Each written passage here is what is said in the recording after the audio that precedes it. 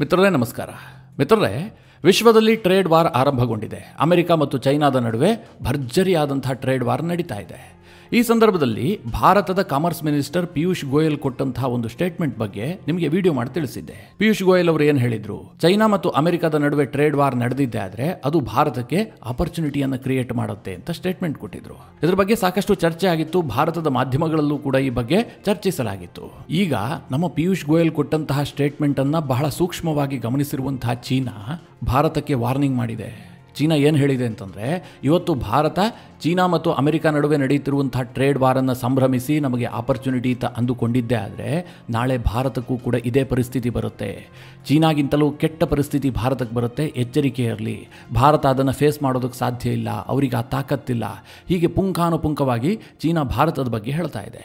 ಇಲ್ಲಿ ಮೇಲ್ನೋಟಕ್ಕೆ ನೋಡಿದ್ರೆ ಚೀನಾ ನಮಗೆ ಬುದ್ಧಿ ಮಾತು ಹೇಳ್ತಾ ಇದೆ ಅಥವಾ ವಾರ್ನಿಂಗ್ ಕೊಡ್ತಾ ಇದೆ ಅಂತ ಅಂದುಕೊಂಡ್ರೂ ಕೂಡ ಚೀನಾ ಫ್ರಸ್ಟ್ರೇಷನ್ನಲ್ಲಿ ಈ ಮಾತು ಹೇಳ್ತಾ ಇದೆ. ಅಂದರೆ ಅವ್ರಿಗೆ ತಡ್ಕೊಳ್ಳೋದಕ್ಕಾಗ್ತಾ ಇಲ್ಲ. ಅಮೆರಿಕ ಕೊಟ್ಟ ಏಟಿನಿಂದಾಗಿ ಅವರು ತತ್ತರಿಸಿ ಹೋಗಿದ್ದಾರೆ. ಈಗ ಅವರಿಗೆ ಊರುಗೋಲಾಗಿ ಉಳಿದುಕೊಂಡಿರುವಂಥದ್ದು ಭಾರತ ಮಾತ್ರ. ಭಾರತವು ಒಂದು ವೇಳೆ ಅಮೆರಿಕದ ತೆಕ್ಕೆಗೆ ಕಂಪ್ಲೀಟಾಗಿ ಹೋಗಿದ್ದೆ ಆದರೆ, ಚೈನಾದ ಮಾತನ್ನು ಕಿವಿಗೆ ಹಾಕ್ಕೊಳ್ಳದೇ ಇದ್ದರೆ ಚೀನಾಗೆ ಭಾರಿ ದೊಡ್ಡ ಹೊಡೆತ ಕೊಡುತ್ತೆ. ಹೀಗಾಗಿ ಅವರು ಭಾರತಕ್ಕೊಂದು ರೀತಿಯಲ್ಲಿ ವಾರ್ನಿಂಗ್ ಮಾಡ್ತಾ ಇದ್ದಾರೆ. ನೀವು ಆ ತಪ್ಪು ಮಾಡಬೇಡಿ, ಆ ತಪ್ಪು ಮಾಡಿದ್ರೆ ನಿಮ್ಮ ಆರ್ಥಿಕತೆ ತಡೆದುಕೊಳ್ಳೋದಿಲ್ಲ, ನಿಮಗೆ ಆ ಸಾಮರ್ಥ್ಯ ಇಲ್ಲ, ಹಾಗೆ ಹೀಗೆ ಅಂತ ಚೀನಾ ಒಂದು ದೊಡ್ಡ ಆರ್ಟಿಕಲನ್ನೇ ಬರೆದು ಭಾರತಕ್ಕೆ ಎಚ್ಚರಿಕೆ ಕೊಟ್ಟಿದೆ. ಮಿತ್ರರೇ, ಇದೊಂದು ದೊಡ್ಡ ಡೆವಲಪ್ಮೆಂಟ್. ಚೀನಾ ಯಾವ ಹಂತಕ್ಕೆ ಅವರು ಒತ್ತಡಕ್ಕೊಳಗಾಗಿದ್ದಾರೆ, ಅವ್ರಿಗೆ ಮುಂದೆ ಪರಿಸ್ಥಿತಿ ಏನಾಗಬಹುದು, ಭಾರತಕ್ಕೆ ಯಾಕೆ ಎಚ್ಚರಿಕೆ ಕೊಡ್ತಾ ಇದ್ದಾರೆ, ಇದೆಲ್ಲದರ ಹಿಂದೆ ಒಂದು ದೊಡ್ಡ ಕಹಾನಿ ಇದೆ. ನಿಮಗೆ ಅದನ್ನು ಈ ವಿಡಿಯೋದಲ್ಲಿ ಡೀಟೇಲ್ ಆಗಿ ತಿಳಿಸ್ಕೊಡ್ತೀನಿ. ನೀವು ಈ ವಿಡಿಯೋನ ಕೊನೆವರೆಗೂ ಮಿಸ್ ಮಾಡದೆ ನೋಡಿ. ನಮ್ಮ ಕಾಮರ್ಸ್ ಮಿನಿಸ್ಟರ್ ಆದಂತಹ ಪಿಯೂಷ್ ಗೋಯಲ್ ಏನು ಹೇಳಿದ್ರು ಅಂತ ನಿಮಗೆ ಗೊತ್ತು. ಅವ್ರು ಹೇಳಿದ್ದಿಷ್ಟೇ, ಇವತ್ತು ಅಮೆರಿಕ ಮತ್ತು ಚೀನಾದ ನಡುವೆ ಏನು ಟ್ರೇಡ್ ವಾರ್ ಆರಂಭ ಆಗ್ತಾ ಇದೆ ಇದು ನಿರೀಕ್ಷಿತ, ಇದೇನು ಹೊಸತೇನಲ್ಲ. ಯಾಕೆಂದರೆ ಅಮೆರಿಕದ ಟ್ರೇಡ್ ಆ ಹಂತಕ್ಕೆ ಹೋಗ್ಬಿಟ್ಟಿತ್ತು.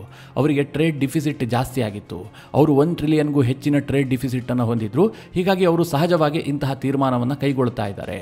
ಆದರೆ ಇದರಿಂದ ಭಾರತಕ್ಕೇನು ತೊಂದರೆ ಆಗೋದಿಲ್ಲ, ಬದಲಾಗಿ ನಮಗಿದು ಹೆಚ್ಚು ಆಪರ್ಚುನಿಟಿಯನ್ನು ಕ್ರಿಯೇಟ್ ಮಾಡುತ್ತೆ ಹೀಗಂತ ಪಿಯೂಷ್ ಗೋಯಲ್ ಒಂದು ಸ್ಟೇಟ್ಮೆಂಟ್ ಕೊಟ್ಟಿದ್ರು. ಇದ್ರ ಬಗ್ಗೆ ಸಾಕಷ್ಟು ಚರ್ಚೆ ಆಗಿತ್ತು. ಅನೇಕ ಆರ್ಥಿಕ ತಜ್ಞರು ಕೂಡ ಇದನ್ನು ವಿಶ್ಲೇಷಣೆ ಮಾಡಿದರು.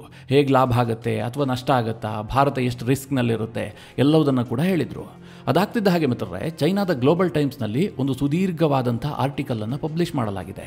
ಅದು ಭಾರತದ ಪಿಯೂಷ್ ಗೋಯಲ್ ಅವರ ಸ್ಟೇಟ್ಮೆಂಟನ್ನು ಆಧರಿಸಿಯೇ ಚೀನಾ ಆ ಆರ್ಟಿಕಲನ್ನು ಪಬ್ಲಿಷ್ ಮಾಡಿದೆ. ಇಲ್ಲಿ ಗಮನಿಸಬೇಕಾದ ಅಂಶ ಏನು ಕೇಳಿದ್ರೆ, ಭಾರತದಲ್ಲಿ ಆಗ್ತಿರುವಂಥ ಪ್ರತಿ ಬೆಳವಣಿಗೆಯನ್ನು ಕೂಡ ಚೀನಾ ಈಗ ಗಮನಿಸ್ತಾ ಇದೆ. ಯಾಕೆ ಅಂತಂದರೆ ಅವರಿಗೆ ಮುಂದೆ ಭಾರತ ಅತಿ ಮುಖ್ಯವಾದಂತಹ ದೇಶ. ಈಗ ಅಮೆರಿಕ ಮತ್ತು ಚೈನಾದ ನಡುವೆ ಟ್ರೇಡ್ ವಾರ್ ಆರಂಭವಾಗಿ ಕಂಪ್ಲೀಟಾಗಿ ಅಮೆರಿಕದ ಮಾರುಕಟ್ಟೆ ಚೀನಾಗೆ ಬಂದಾಯಿತು ಅಂತ ಅಂದುಕೊಳ್ಳಿ. ಆ ಪರಿಸ್ಥಿತಿಯಲ್ಲಿ ಅವರಿಗೆ ಹೊಸ ಮಾರುಕಟ್ಟೆಯ ಅವಶ್ಯಕತೆ ಇದೆ. ಆಗ ಭಾರತದ ಮಾರುಕಟ್ಟೆಯೇ ಅವರಿಗಿರುವಂತಹ ಏಕೈಕ ದೊಡ್ಡ ಆಪ್ಷನ್. ಇವತ್ತು ನೀವು ಸೂಕ್ಷ್ಮವಾಗಿ ನೋಡಿ, ಇಡೀ ವಿಶ್ವದಲ್ಲಿ ಅತಿ ದೊಡ್ಡ ಮಾರುಕಟ್ಟೆ ಯಾವುದು? ಭಾರತದ್ದೇ. ನಮ್ಮಲ್ಲಿ 140 ಕೋಟಿ ಜನ ಇದ್ದಾರೆ. ದೊಡ್ಡದಾದಂತಹ ಎಕಾನಮಿ ಕೂಡ ಹೌದು. ಒಂದು ವೇಳೆ ಅಮೆರಿಕ ಏನಾದರೂ ಕಂಪ್ಲೀಟ್ ಆಗಿ ಚೀನಾಗೆ ತನ್ನ ಮಾರ್ಕೆಟನ್ನು ಬಂದ್ ಮಾಡ್ತು ಅಂತ ಅಂದುಕೊಳ್ಳಿ. ಇವತ್ತು ಚೈನಾ ಅಮೆರಿಕದಿಂದ ವಾರ್ಷಿಕವಾಗಿ ಸರಿಸುಮಾರು $300 ಬಿಲಿಯನ್ ಟ್ರೇಡ್ ಸರ್ಪ್ಲಸ್ ಅನ್ನು ಹೊಂದಿದೆ. ಚೈನಾ ವಾರ್ಷಿಕವಾಗಿ ಎಷ್ಟು ಟ್ರೇಡ್ ಸರ್ಪ್ಲಸ್ ಅನ್ನು ಹೊಂದಿದೆ ಅಂತಂದರೆ ಸರಿಸುಮಾರು $1 ಟ್ರಿಲಿಯನ್. ಅದರಲ್ಲಿ ಅಮೆರಿಕದಿಂದ ಸಿಗ್ತಿರುವಂತಹ ಟ್ರೇಡ್ ಸರ್ಪ್ಲಸ್ $300 ಬಿಲಿಯನ್. ಹೀಗಾಗಿ ಅಮೆರಿಕದ ಮೇಲೆ ಚೈನಾ ಕಂಪ್ಲೀಟ್ ಆಗಿ ಡಿಪೆಂಡ್ ಆಗಿಬಿಟ್ಟಿದೆ.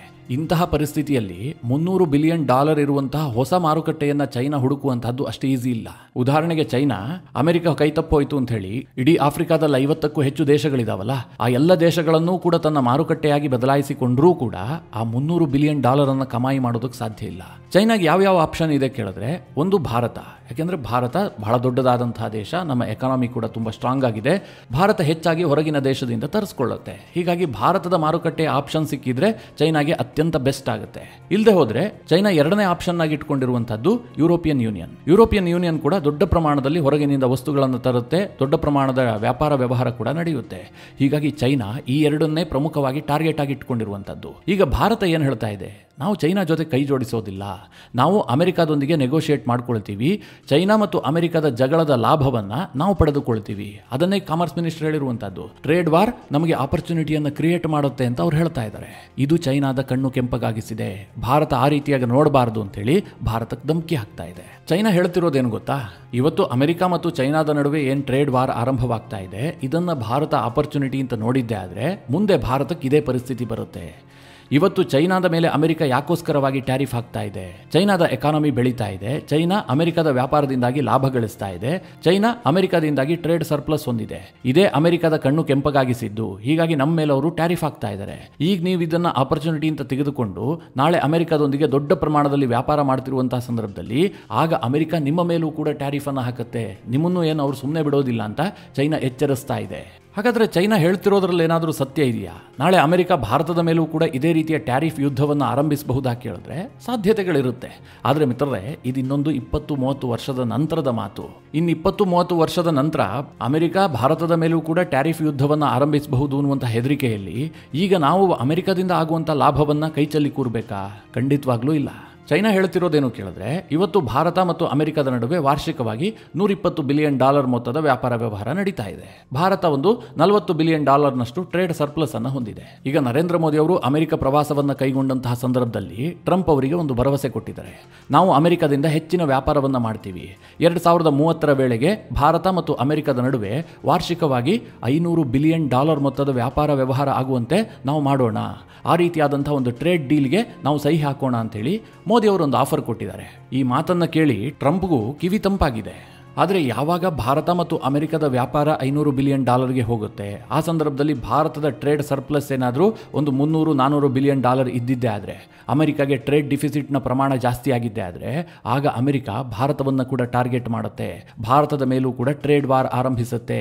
ಚೈನಾಗಾದ ಪರಿಸ್ಥಿತಿ ಅವತ್ತು ಭಾರತಕ್ಕೆ ಬರುತ್ತೆ ಅಂತ ಚೈನಾ ಈಗ ಭಾರತಕ್ಕೆ ಕೊಡ್ತಿರುವಂತಹ ಎಚ್ಚರಿಕೆ.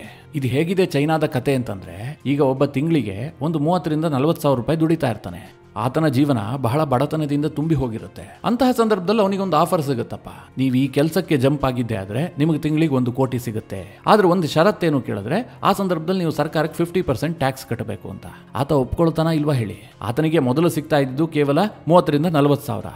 ಈಗ ಹೊಸ ಕೆಲಸ ಮಾಡಿದ್ರೆ ಟ್ಯಾಕ್ಸ್ ಕಟ್ಟಿಯೂ ಕೂಡ ಆತನಿಗೆ 50 ಲಕ್ಷ ಉಳಿಯುತ್ತೆ. ಇದು ಲಾಭವಾ ನಷ್ಟವಾ ನೀವೇ ಲೆಕ್ಕಾಚಾರ ಹಾಕಿ. ಆದ್ರೆ ಚೈನಾ ನಮಗೆ ಈ ಹೆದರಿಕೆಯನ್ನು ಒಡ್ಡುತ್ತಾ ಇದೆ. ನೀವು ಅಮೆರಿಕದೊಂದಿಗೆ ಈಗ ವ್ಯಾಪಾರವನ್ನ ಮಾಡಿದ್ದೆ ಆದ್ರೆ ಮುಂದೆ ನಿಮ್ಮ ಮೇಲೂ ಕೂಡ ಟ್ಯಾರಿಫ್ ಹಾಕ್ತಾರೆ, ನೀವು ಕೂಡ ಸಂಕಷ್ಟಕ್ಕೀಡಾಗ್ತೀರಿ. ಹೀಗೆಲ್ಲ ಚೈನಾ ಹೆದರಿಸ್ತಾ ಇದೆ. ಇದರ ಜೊತೆಗೆ ಚೈನಾ ಒಂದು ಟೆಕ್ನಿಕಲ್ ರೀಸನ್ ಅನ್ನು ಇಟ್ಕೊಂಡು ಭಾರತಕ್ಕೆ ಧಮಕಿ ಹಾಕಿದೆ. ಅದೇನು ಕೇಳಿದ್ರೆ, ಇವತ್ತು ಭಾರತದಲ್ಲಿ ಯಾವುದೇ ವಸ್ತುಗಳನ್ನು ತಯಾರು ಮಾಡಬೇಕು ಅಂತಂದ್ರೆ ಅದಕ್ಕೆ ದೊಡ್ಡ ಪ್ರಮಾಣದಲ್ಲಿ ಚೈನಾದಿಂದ ರಾ ಮೆಟೀರಿಯಲ್ ಪೂರೈಕೆ ಆಗ್ತಾ ಇದೆ. ನಾಳೆ ಅಮೆರಿಕಾಗೆ ಈ ವಿಚಾರ ತಿಳಿದು ಚೈನಾದಿಂದ ನೀವು ಕಚ್ಚಾ ವಸ್ತುಗಳನ್ನು ತರಿಸ್ಕೊಂಡು ಸಿದ್ಧ ವಸ್ತುಗಳನ್ನು ನಮಗೆ ನೀವು ವ್ಯಾಪಾರ ಮಾಡೋದೇ ಆದ್ರೆ ನಾವು ನಿಮ್ಮ ಮೇಲೆ ಟ್ಯಾರಿಫ್ ಹಾಕ್ತೀವಿ ಹೀಗಂತಲೂ ಅಮೆರಿಕ ಹೇಳಬಹುದು. ಆಗ ಭಾರತದ ವ್ಯಾಪಾರ ಅಲ್ಲೋಲ ಕಲ್ಲೋಲ ಆಗಿಬಿಡುತ್ತೆ, ಭಾರತದ ಆರ್ಥಿಕತೆಗೆ ಹೊಡೆತ ಬೀಳುತ್ತೆ. ನೀವು ಕಂಪ್ಲೀಟ್ ಆಗಿ ಸ್ಟೇಬಲ್ ಆಗಿಲ್ಲ, ಇವತ್ತಿಗೂ ಕೂಡ ನಮ್ಮಿಂದ ನೀವು ರಾ ಮೆಟೀರಿಯಲ್ ಕಚ್ಚಾ ವಸ್ತುಗಳನ್ನು ತರಿಸ್ಕೊಳ್ತಾ ಇದ್ದೀರಿ ಹೀಗಂತ ಭಾರತಕ್ಕೆ ಒಂದು ಟೆಕ್ನಿಕಲ್ ರೀಸನ್ ಅನ್ನು ಕೊಟ್ಟು ಚೈನಾ ಎಚ್ಚರಿಕೆ ಕೊಡ್ತಾ ಇದೆ. ಆದರೆ ಮಿತ್ರರೇ, ಚೈನಾ ಅದು ಯಾರಿಗೆ ಕಾಗಕ್ಕ ಗುಬ್ಬಕ್ಕನ ಕತೆ ಹೇಳ್ತಿದೆಯೋ ನನಗಂತೂ ಗೊತ್ತಿಲ್ಲ. ಅಮೆರಿಕ ಚೈನಾದ ವಿರುದ್ಧವಾಗಿ ಟ್ಯಾರಿಫ್ ಹಾಕಿದೆಯೇ ಹೊರತು ಚೈನಾದ ಮೇಲೆ ನಿರ್ಬಂಧವನ್ನು ವಿಧಿಸಿಲ್ಲ. ಇದನ್ನು ಗಮನಿಸಬೇಕು. ಈಗ ಅಮೆರಿಕ ಮತ್ತು ಇರಾನ್ ನಡುವೆ ಸಂಘರ್ಷ ಇದೆಯಪ್ಪ. ಹೀಗಾಗಿ ಇರಾನ್ ವಿರುದ್ಧವಾಗಿ ಅಮೆರಿಕ ಆರ್ಥಿಕ ದಿಗ್ಬಂಧನವನ್ನು ಹೇರಿದೆ. ಇರಾನ್ನಿಂದ ಯಾವುದೇ ವಸ್ತುಗಳನ್ನು ಕೂಡ ತನ್ನ ಮಿತ್ರರು ಖರೀದಿ ಮಾಡಬಾರದು, ಜೊತೆಗೆ ಅಮೆರಿಕ ಕೂಡ ಖರೀದಿ ಮಾಡಬಾರದು. ಇದು ಅಮೆರಿಕದ ನೀತಿ. ಹೀಗಾಗಿ ಇರಾನ್ನಿಂದ ಯಾವುದಾದ್ರೂ ಕಚ್ಚಾ ವಸ್ತುಗಳನ್ನು ಭಾರತ ತರಿಸ್ಕೊಂಡು ಅಥವಾ ಭಾರತದ ಕಂಪನಿಗಳು ತರಿಸ್ಕೊಂಡು ಒಂದು ಸಿದ್ಧ ವಸ್ತುವನ್ನು ಮಾಡಿ ಅಮೆರಿಕಾಗೆ ಮಾರಾಟ ಮಾಡಿದ್ದೆ ಆದರೆ ಅಮೆರಿಕ ಭಾರತದ ಕಂಪನಿಗಳ ಮೇಲೆ ಕೂಡ ಸಿಟ್ಟು ತೋರಿಸುತ್ತೆ, ಅದರ ಮೇಲೆ ನಿರ್ಬಂಧ ವಿಧಿಸುತ್ತೆ. ಅಂತಹ ತೀವ್ರ ಕ್ರಮವನ್ನು ಅಮೆರಿಕ ಕೈಗೊಳ್ಳೋದಕ್ಕೆ ಹಿಂದೆ ಮುಂದೆ ನೋಡೋದಿಲ್ಲ. ಯಾವಾಗ ಅಮೆರಿಕ ಆರ್ಥಿಕ ದಿಗ್ಬಂಧನವನ್ನು ವಿಧಿಸಿದಂತಹ ಸಂದರ್ಭದಲ್ಲಿ ಮಾತ್ರ. ಈಗ ಚೈನಾ ವಿರುದ್ಧವಾಗಿ ಅಮೆರಿಕ ಅಂತಹ ಯಾವುದೇ ನಿರ್ಬಂಧವನ್ನು ವಿಧಿಸ್ತಾ ಇಲ್ಲ. ಈಗಲೂ ಕೂಡ ಚೈನಾದ ವಸ್ತುಗಳು ಅಮೆರಿಕದಲ್ಲಿ ಮಾರಾಟ ಮಾಡಬಹುದು. ಆದರೆ ಅದಕ್ಕೆ ಅಮೆರಿಕ ವಿಪರೀತವಾದಂತಹ ಟ್ಯಾರಿಫ್ ಆಗ್ತಾ ಇದೆ. 125% ಟ್ಯಾರಿಫ್ ಅಂತ ಮಾತ್ರ ಟ್ರಂಪ್ ಹೇಳ್ತಾ ಇದ್ದಾರೆ. ನಾವೇನು ಚೈನಾ ವಸ್ತುವನ್ನ ಬ್ಯಾನ್ ಮಾಡ್ತೀವಿ ಅಂತ ಟ್ರಂಪ್ ಎಲ್ಲೂ ಕೂಡ ಹೇಳಿಲ್ಲ. ಹೀಗಾಗಿ ಭಾರತ ಚೈನಾದಿಂದ ರಾ ಮೆಟೀರಿಯಲ್ ಅನ್ನು ತರಿಸ್ಕೊಂಡು ನಮ್ಮಲ್ಲಿ ಅದನ್ನು ಸಿದ್ಧ ವಸ್ತುಗಳನ್ನಾಗಿ ಮಾಡಿ ಅಮೆರಿಕಾಗೆ ಮಾರಾಟ ಮಾಡ್ತೀವಿ ಅಂತ ಅಮೆರಿಕ ಯಾಕೆ ಸಿಟ್ಟಾಗಬೇಕು? ಸದ್ಯ ಮಿತ್ರರೇ, ಚೈನಾ ಅಮೆರಿಕದ ಈ ಟ್ಯಾರಿಫ್ ವಾರ್ನಿಂದಾಗಿ ವಿಪರೀತ ಒತ್ತಡಕ್ಕೊಳಗಾಗಿದೆ. ಅವರು ಮೇಲ್ನೋಟಕ್ಕೆ ಹೇಳಿಕೆ ಕೊಡ್ತಾ ಇದ್ದಾರೆ, ನಾವೇನು ಜಗ್ಗಲ್ಲ ಬಗ್ಗಲ್ಲ. ಇತ್ತೀಚೆಗೆ ನಾನು ಅವರ ಒಂದು ಸ್ಟೇಟ್ಮೆಂಟನ್ನು ನೋಡಿದೆ. ಚೈನಾಗೆ 5,000 ವರ್ಷದ ಇತಿಹಾಸ ಇದೆ. ಚೈನಾ 5,000 ವರ್ಷದ ನಾಗರಿಕತೆಯನ್ನು ಹೊಂದಿರುವಂತಹ ದೇಶ. ಆದರೆ ಅಮೆರಿಕಾಗೆ ಎಲ್ಲಿದೆ ಇತಿಹಾಸ? ಅಮೆರಿಕದವರು ಇತ್ತೀಚೆಗೆ ಹುಟ್ಕೊಂಡಂತಹ ದೇಶ. ಅಮೆರಿಕ ಇಲ್ಲದೆ ಇರುವಂತಹ ಸಂದರ್ಭದಲ್ಲೂ ಕೂಡ ಚೈನಾ ಆರ್ಥಿಕವಾಗಿ ಸದೃಢವಾಗಿತ್ತು. ಹಾಗೆ ಮುಂದೆಯೂ ಕೂಡ 5,000 ವರ್ಷಗಳ ಕಾಲ ಚೈನಾ ಅಷ್ಟೇ ಆರ್ಥಿಕವಾಗಿ ಸದೃಢವಾಗಿರುತ್ತೆ. ನಮಗೆ ಅಮೆರಿಕದ ಜರೂರತ್ತಿಲ್ಲ. ಅಮೆರಿಕ ನಮಗೆ ಯಾವುದೇ ರೀತಿಯಲ್ಲೂ ಬೆದರಿಕೆ ಒಡ್ಡೋದಕ್ಕೂ ಸಾಧ್ಯ ಇಲ್ಲ, ನಮಗೆ ಆರ್ಥಿಕ ಅಪಾಯಗಳನ್ನು ತಂದಿಡೋದಕ್ಕೂ ಸಾಧ್ಯ ಇಲ್ಲ ಅಂತೇಳಿ ಚೈನಾದ ವಕ್ತಾರ ಒಬ್ಬ ಬಡಾಯಿ ಕೊಚ್ಕೊಳ್ತಾ ಇದ್ದ. ಆದರೆ ಚೈನಾದ ಪ್ರತಿಯೊಬ್ಬ ಎಕನಾಮಿಸ್ಟಿಗೂ ಗೊತ್ತು, ಅಮೆರಿಕದ ಮಾರುಕಟ್ಟೆ ಚೈನಾಗೆ ಬಂದ್ ಆಗಿದ್ದೇ ಆದರೆ ಅದು ಚೈನಾದ ಎಕಾನಮಿ ಮೇಲೆ ದೊಡ್ಡ ಗದಾಪ್ರಹಾರ ಮಾಡುತ್ತೆ. ಅವರು ಸದ್ಯಕ್ಕೆ ಮೇಲೇಳೋದಕ್ಕೆ ಸಾಧ್ಯ ಇಲ್ಲ ಅಂತ.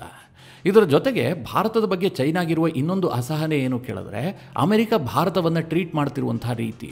ನಾಳೆ ಭಾರತಕ್ಕೆ ಇದರಿಂದ ದೊಡ್ಡ ಮಟ್ಟದ ಲಾಭ ಆಗುತ್ತೆ ಅಂತ ಚೈನಾಗೂ ಕೂಡ ಗೊತ್ತಾಗಿದೆ. ಹೀಗಾಗಿ ಯಾವುದೇ ಕಾರಣಕ್ಕೂ ಕೂಡ ಭಾರತ ಕಂಪ್ಲೀಟಾಗಿ ಅಮೆರಿಕದ ಲಾಭವನ್ನು ಪಡೆದುಕೊಳ್ಳಬಾರದು ಅಂತ ಚೈನಾ ಒಂದು ಕುತಂತ್ರ ಕೂಡ ಮಾಡ್ತಾ ಇದೆ.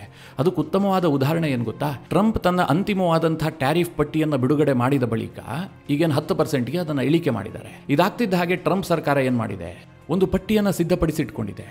ಆ ಪಟ್ಟಿ ಏನು ಕೇಳಿದ್ರೆ, ಈಗಾಗಲೇ ನೆಗೋಷಿಯೇಷನ್ ಮಾಡ್ತಿರುವಂತಹ ದೇಶಗಳು ಯಾವ್ಯಾವುದು, ಅದರಲ್ಲಿ ಜಪಾನ್ ಇದೆ, ಸೌತ್ ಕೊರಿಯಾ ಇದೆ, ಆಸ್ಟ್ರೇಲಿಯಾ ಇದೆ. ಈ ಎಲ್ಲ ದೇಶಗಳು ಅಮೆರಿಕದ ಟ್ಯಾರಿಫ್ ನೀತಿಯ ಜೊತೆಗೆ ಒಂದು ನೆಗೋಷಿಯೇಷನ್ ಮಾಡೋದಕ್ಕೆ ರೆಡಿ ಇದ್ದಾವೆ. ಟ್ರಂಪ್ ಇನ್ನೊಂದು ಪಟ್ಟಿ ಮಾಡಿದರೆ, ಅದು ಯಾವ ಪಟ್ಟಿ ಅಂತಂದರೆ ಕೆಲ ಕನ್ಸೆಷನ್ಗಳನ್ನು ಆಫರ್ ಮಾಡಿರುವಂತಹ ದೇಶಗಳು. ಈ ಪಟ್ಟಿಯಲ್ಲಿ ಭಾರತ ಕೂಡ ಇದೆ, ಇಸ್ರೇಲ್ ಇದೆ, ತೈವಾನ್ ಇದೆ. ಹಾಗೆ ಮುಂದುವರೆದು ರಿಟಾಲಿಯೇಟ್ ಮಾಡಿರುವಂತಹ ದೇಶಗಳನ್ನು ಕೂಡ ಅಮೆರಿಕ ಪಟ್ಟಿ ಮಾಡಿಟ್ಕೊಂಡಿದೆ. ಅದರಲ್ಲಿ ಚೈನಾ ಇದೆ, ಕೆನಡಾ ಇದೆ. ಹಾಗೆ ಮುಂದಿನ ದಿನಗಳಲ್ಲಿ ರಿಟಾಲಿಯೇಷನ್ ಮಾಡುವಂತಹ ಸಾಧ್ಯತೆಗಳಿರುವ ದೇಶಗಳನ್ನು ಕೂಡ ಅಮೆರಿಕ ಪಟ್ಟಿ ಮಾಡಿದೆ. ಅದರಲ್ಲಿ ಯುರೋಪಿಯನ್ ಯೂನಿಯನ್ ಇದೆ. ಈ ಪಟ್ಟಿಯನ್ನು ನೋಡೇ ಈಗ ಚೀನಾ ತಲೆ ಕೆಡಿಸ್ಕೊಂಡಿರುವಂತಹದ್ದು. ಮುಂದಿನ ದಿನಗಳಲ್ಲಿ ಅಮೆರಿಕ ಭಾರತಕ್ಕೆ ದೊಡ್ಡದಾದಂತಹ ಅಪರ್ಚುನಿಟಿಯನ್ನು ಕೊಡುತ್ತೆ. ಯಾಕೆಂದ್ರೆ ಇಸ್ರೇಲ್ ಮತ್ತು ಭಾರತವನ್ನ ಒಂದೇ ಲಿಸ್ಟ್ನಲ್ಲಿ ಹಾಕೊಂಡಿದೆ. ಇಸ್ರೇಲ್ ನಿಮಗೆಲ್ಲ ಗೊತ್ತಿರುವ ಹಾಗೆ ಅಮೆರಿಕಾಗೆ ಅತ್ಯಂತ ಆಪ್ತವಾದಂತಹ ದೇಶ. ನೆತನ್ಯಾಹು ಟ್ರಂಪ್ ಅವರಿಗೆ ಅತ್ಯಂತ ಬೇಕಾದಂತಹ ಪ್ರಧಾನಮಂತ್ರಿ. ಅದೇ ಲಿಸ್ಟ್ನಲ್ಲಿ ಭಾರತವನ್ನೂ ಕೂಡ ಇಟ್ಕೊಂಡಿರುವ ಕಾರಣದಿಂದಾಗಿ ಭಾರತದ ಜೊತೆಗೂ ಕೂಡ ಅಮೆರಿಕ ಒಂದು ದೊಡ್ಡದಾದಂತಹ ಟ್ರೇಡ್ ಡೀಲ್ ಮಾಡಿಕೊಳ್ಳುವಂಥ ಸಂಭವ ಇದೆ ಅಂತ ಚೈನಾಗೆ ಅನ್ನಿಸ್ತಾ ಇದೆ. ಅದಕ್ಕೋಸ್ಕರವಾಗಿ ಅವರು ದೊಡ್ಡದಾದಂತಹ ಆರ್ಟಿಕಲ್ ಅನ್ನು ಬರೆದು ಭಾರತಕ್ಕೆ ಎಚ್ಚರಿಕೆ ಕೊಡ್ತಾ ಇರುವಂತಹದ್ದು. ಭಾರತ ಈ ಟ್ರೇಡ್ ವಾರ್ ಅನ್ನ ಆಪರ್ಚುನಿಟಿ ಅಂತ ಭಾವಿಸಿದ್ದೆ ಆದರೆ ಮುಂದೆ ಹೊಡೆತ ತಿನ್ನುತ್ತೆ ಅಂತ ಅವರು ನಮಗೆ ಎಚ್ಚರಿಕೆ ಕೊಡ್ತಾ ಇದ್ದಾರೆ. ಮಿತ್ರರೇ, ಚೈನಾದ ಈ ತಂತ್ರದ ಬಗ್ಗೆ ನಿಮಗೆ ಏನು ಅನಿಸುತ್ತೆ? ನಿಮ್ಮ ಅನಿಸಿಕೆ ಅಭಿಪ್ರಾಯವನ್ನು ಕಮೆಂಟ್ ಮಾಡುವ ಮೂಲಕ ನಮಗೆ ತಿಳಿಸಿ. ಹಾಗೆ ನಿಮಗೆ ಈ ವಿಡಿಯೋ ಇಷ್ಟವಾದರೆ ಲೈಕ್ ಮಾಡಿ. ಜೊತೆಗೆ ನೀವಿನ್ನೂ ನಿಮ್ಮ ನೆಚ್ಚಿನ ಸಂಸ್ಕಾರ ಸೌರಭ ಯೂಟ್ಯೂಬ್ ಚಾನಲ್ನ ಸಬ್ಸ್ಕ್ರೈಬ್ ಮಾಡಿಲ್ಲ ಅಂತಾದರೆ ಈ ಕೂಡಲೇ ಸಬ್ಸ್ಕ್ರೈಬ್ ಮಾಡಿ. ಮುಂದಿನ ಎಲ್ಲ ಅಪ್ಡೇಟ್ಗಳ ನೋಟಿಫಿಕೇಷನ್ಗಾಗಿ ಬೆಲ್ ಐಕಾನ್ ಒತ್ತಿ.